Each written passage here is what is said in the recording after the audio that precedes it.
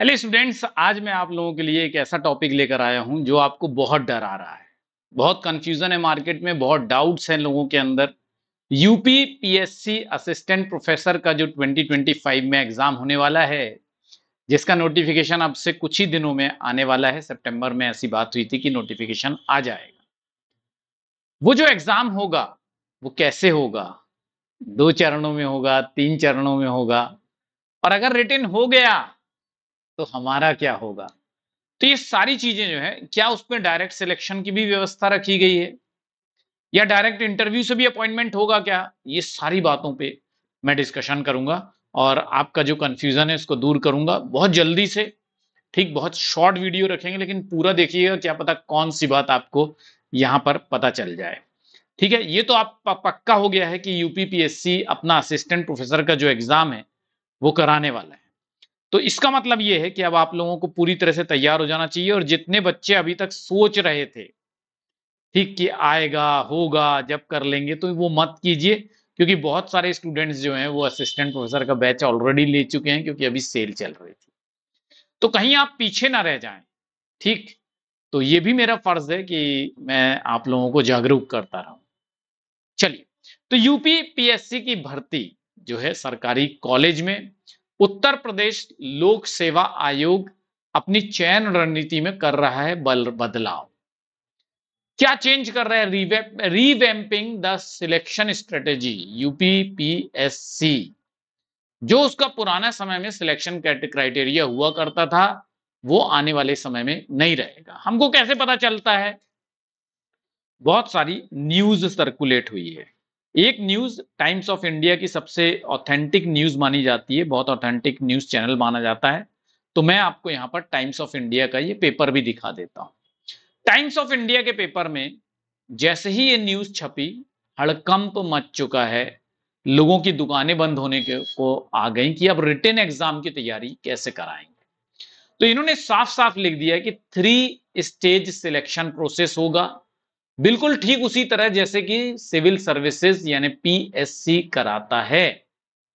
ठीक, under this revised method जितने भी एस्पिरेंट्स हैं, जितने भी जो जो असिस्टेंट प्रोफेसर का अपना लक्ष्य रखते हैं, उन सब को मेंस भी देना होगा, डिस्क्रिप्टिव एग्जाम होगा, यानी आपको जाकर के वहां पे आंसर लिखना होगा जैसे आप कॉलेज में लिखा करते थे।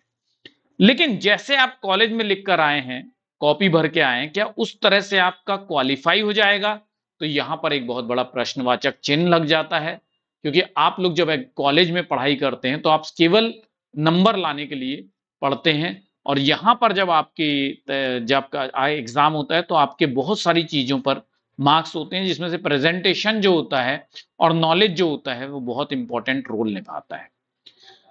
ठीक, तो वो कैसे करेंगे? तो वो करने का तरीका भी मैं आप लोगों को सब कुछ बताता रहूंगा, लेकिन उसके पहले आप लोग अभी चैनल को सब्सक्राइब कर लीजिए। ठीक, जो भी क्लासेस चलती हैं उन सबको देखना शुरू कर दीजिए, अगर आप अपने अभी तक देखना शुरू नहीं किया है तो। यूट्यूब पे लेक्चर होते हैं, देखिए ये ऊपर एक मैंने यहाँ पर टैब बना रखा है। ये जो लेक्चर्स है ना, इनको आप अटेंड करना शुरू कर दीजिए। सबकी टाइमिंग मैंने यहाँ दे रखी है कि असिस्टेंट प्रोफेसर की टाइमिंग जो है 10:30 बजे होती है, अगर आप वो पेड क्लास है। फ्री क्लास करने के लिए यूट्यूब और मास्टर क्लास होती है। जो फ्री क्लास होती है यूट्यूब पे वो 11 बजे होती है, मंडे वेडनेसडे और फ्राइडे। और मास्टर क्लास होती है मंडे से लेकर के थर्सडे तक 4 बजे। दोनों फ्री क्लासेस हैं।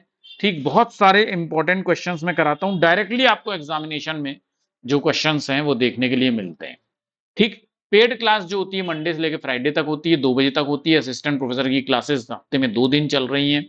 और रिकॉर्डेड बैच भी आपको बहुत सारा मिल जाता है, रिकॉर्डेड लेक्चर्स मिल जाते हैं, रिकॉर्डेड प्लस लाइव आपको यहाँ पर देखने के लिए मिल जाता है।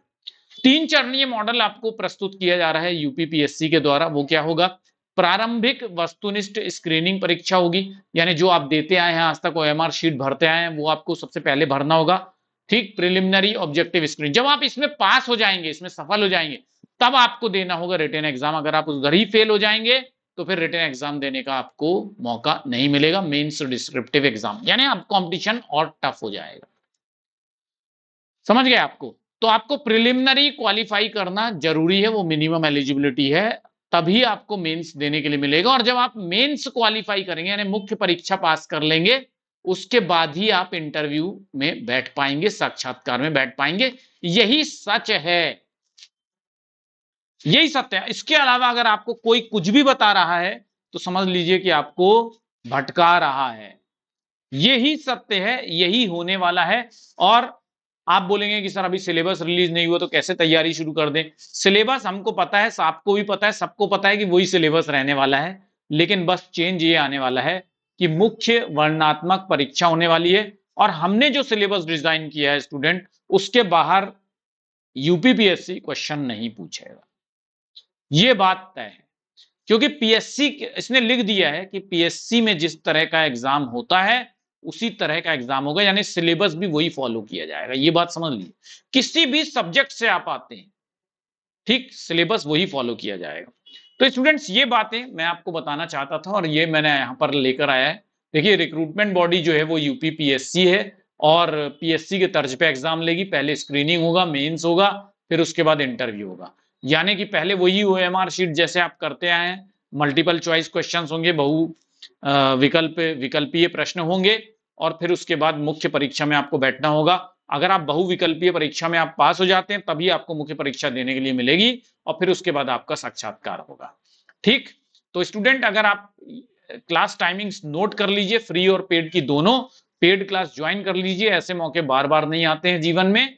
ठीक, जो किस्मत होती है, जो अवसर होते हैं, वो आपको एक बार हल्के से दरवाजा खटखटाते हैं और बदकिस्मती आपका दरवाजा तब तक खटखटाती रहती है जब तक दरवाजा खुल नहीं जाता है। तो ये मौका जाने मत दीजिएगा। ठीक, अगर आपका मन हो रहा है कि यार मुझे असिस्टेंट प्रोफेसर क्वालिफाई करना है तो बिल्कुल आप अपनी तैयारी शुरू कर दीजिए। ठीक है, ये हमारा व्हाट्सएप ग्रुप है। अगर अभी तक आप व्हाट्सएप ग्रुप का हिस्सा नहीं है और टेलीग्राम ग्रुप का हिस्सा नहीं है तो बन जाइए, कोड को स्कैन कर लीजिएगा। ठीक है students, thank you very much, all the best, bye bye.